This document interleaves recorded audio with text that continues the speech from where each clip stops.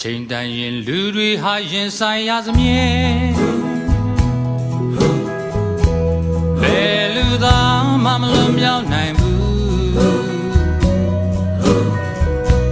သက်ရှိတွေသက်မဲ့တွေအားလုံးကိုမရွေးဘူးကောင်းစင်တန်လဲသူမခွဲဘူးလူတွေဟာဒီကနေမလွန်ဆန်နိုင်ဘူး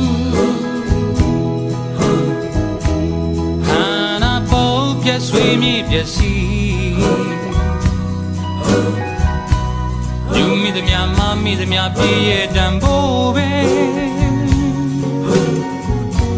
ချိန်မှတွေ့ရမယ့်သင်္ခါရတရား